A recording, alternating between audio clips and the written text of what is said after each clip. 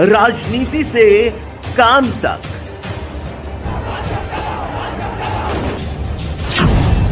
अपराध से अंजाम तक,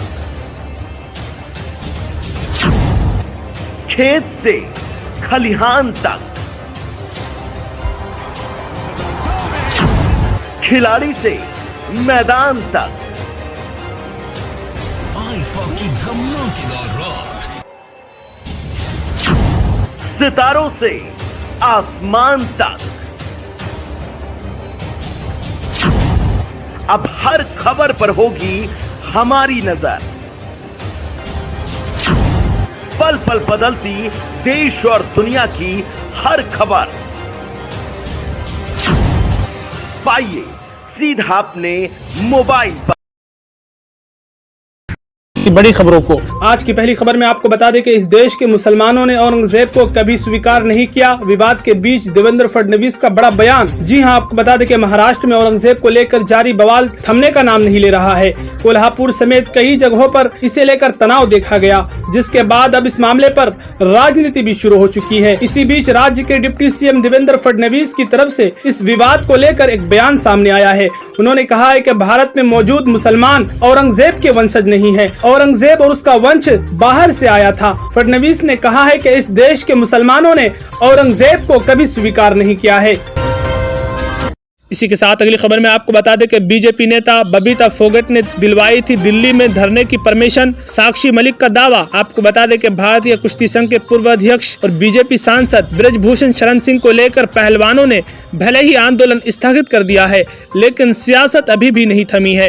इस बीच आंदोलन की अगुवाई करने वाले चेहरों में से एक साक्षी मलिक और उनके पति सत्यव्रत ने वीडियो ट्वीट कर बड़ा दावा किया है। उन्होंने इस पूरे आंदोलन के पीछे बीजेपी नेताओं का ही हाथ बताया है। उन्होंने कहा है कि हमारी लड़ाई सरकार के खिलाफ नहीं बल्कि कुश्ती फेडरेशन के खिलाफ थी। साक्षी मलिक ने कहा है कि बीजेपी नेता और अंतर्राष्ट्रीय पहलवान बबीता फोगट और सोनीपत में बीजेपी के जिला अध्यक्ष तीर्थ राणा ने दिल्ली के जंतर मंतर पर धरना देने के लिए कहा था। साक्षी का यह भी दावा है कि दोनों नेताओं ने ही दिल्ली में धरने की मंजूरी भी दिलवाई थी। ये परमिशन जंतर मंतर थाने से ली गई थी। उन्होंने कांग्रेस नेता दीपेंद्र हुड्डा के उकसाने की चर्चाओं को निराधार बताया है। उन्होंने कहा है कि ये कैसे हो सकता है कि ये आंदोलन कांग्रेस ने करवाया है। 90% कुश्ती से जुड़े लोगों को 10-12 साल से ये पता था कि महिलाओं के साथ छेड़छाड़ हो रही है।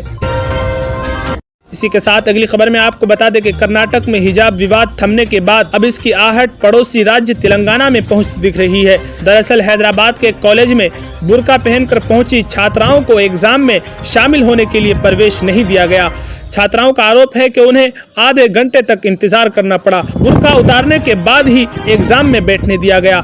कॉलेज में प्रवेश नहीं देते हुए छात्राओं को चेतावनी दी गई कि जब तक वो बुर्का उतार कर नहीं आएंगी तब तक एग्जाम में शामिल नहीं होने दिया जाएगा। घटना शुक्रवार को Rangareddy degree college for women में हुई। छात्राओं का आरोप है कि प्रबंधन ने उनसे बुर्का हटाने को कहा और जब उन्होंने मना किया तो उन्हें एग्जाम में बैठने नहीं दिया गया। 30 मिनट के बाद बुर्का उतारने के बाद प्रबंधन ने उन्हें एग्जामिनेशन हॉल में जाने दिया।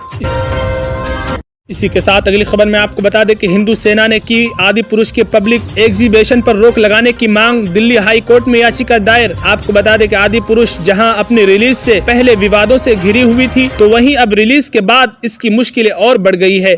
फिल्म में हुई रामायण की कहानी से छेड़छाड़ और डायलॉग के स्तर ने दर्शकों की भावनाओं को ठेस पहुंचाई है, जिसके बाद अब हिंदू सेना ने आदि पुरुष के खिलाफ दिल्ली हाई कोर्ट में रिट याचिका दायर की है। इस याचिका में हिंदू सेना ने आदि पुरुष को पब्लिक एग्जीबिशन पर रोक लगाने की मांग की है। इसी के साथ अगली खबर में आपको बताते चले कि जब मुकाबला होगा तो रोना नहीं, ओवैसी ने विरोधियों को दी हैदराबाद से चुनाव लड़ने की दावत। आपको बता दें कि ऑल इंडिया मजलिस इत्तेहादुल मुस्लिमीन के चीफ असदुद्दीन ओवैसी आगामी लोकसभा चुनाव 2024 की तैयारियों में जुट गए हैं। चुनाव को लेकर वो काफी एक्टिव दिखाई दे रहे हैं। रविवार को AIMIM ने अपने ऑफिशियल ट्विटर हैंडल से पार्टी प्रमुख का एक 57 सेकेंड का वीडियो शेयर किया है, जिसमें ओवैसी हैदराबाद लोकसभा सीट से सभी पार्टियों को चुनाव लड़ने की दावत दे रहे हैं। सांसद असदुद्दीन ओवैसी ने कहा है कि कोई अगर कहता है कि AIMIM के खिलाफ लड़ेंगे, अरे मैं तो तुमको दावत देता रहा हूं कि आओ मेरे खिलाफ चुनाव लड़ो।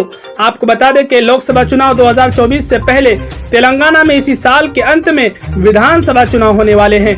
असदुद्दीन ओवैसी की पार्टी तेलंगाना में पूरी ताकत से चुनाव लड़ने की योजना बना रही है और मुस्लिम बहुल सीटों के साथ ही अन्य सीटों पर भी अपनी उपस्थिति दर्ज कराने की कोशिश कर रही है। तेलंगाना विधानसभा चुनाव में सीएम केसीआर की बीआरएस, कांग्रेस, बीजेपी और एआईएमआईएम चुनावी मैदान में होंगी। इसी के साथ अगली खबर में आपको बताते चले कि कर्नाटक में लोगों को मुफ्त चावल देने के अपने चुनावी वादे को लागू करने में मुश्किलों का सामना कर रही कांग्रेस सरकार के लिए आम आदमी पार्टी बड़ी राहत बनकर सामने आई है। दरअसल कर्नाटक की आप यूनिट के अध्यक्ष ने सीएम सिद्धरमैया को पत्र लिखकर कहा है कि पंजाब के मुख्यमंत्री भगवंत मान के नेतृत्व वाली सरकार कर्नाटक की अन्न भाग्य योजना के लिए चावल की आपूर्ति करने को तैयार है। दरअसल पिछले दिनों केंद्र सरकार ने खुला बाजार बिक्री योजना के तहत केंद्रीय पुल से राज्य सरकार को चावल और गेहूं की बिक्री बंद कर दी है।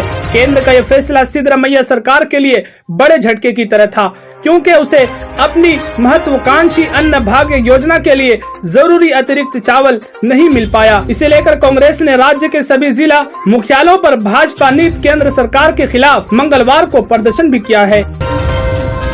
इसी के साथ अगली खबर में आपको बता दें कि मायावती से फिर हाथ मिलाएंगे अखिलेश यादव। 23 जून की विपक्षी एकता मीटिंग से पहले बड़ा ऑफर। आपको बता दें कि लोकसभा चुनाव 2024 के लिए पटना में होने वाली विपक्षी एकता मीटिंग से पहले समाजवादी पार्टी के मुखिया अखिलेश यादव ने गठबंधन को लेकर बड़ा बयान दिया है। अखिलेश यादव ने एक चैनल से बातचीत में मायावती से गठबंधन पर सवाल का जवाब देते हुए कहा है कि अभी तक सपा ने जितने भी गठबंधन किए हैं सभी बड़ी ईमानदारी से निभाए हैं। हमें उम्मीद है कि बीजेपी को हराने के लिए सभी दल बड़े दिल से सपा के साथ आएंगे। उन्होंने संकेत देते हुए कहा है कि 2019 में बीजेपी को कोई हरा नहीं पाया था, केवल सपा बसपा ने हराया। हमारा मानना है कि यूपी से बीजेपी हार जाएगी, उसी दिन राजनीति से बाहर हो जाएगी।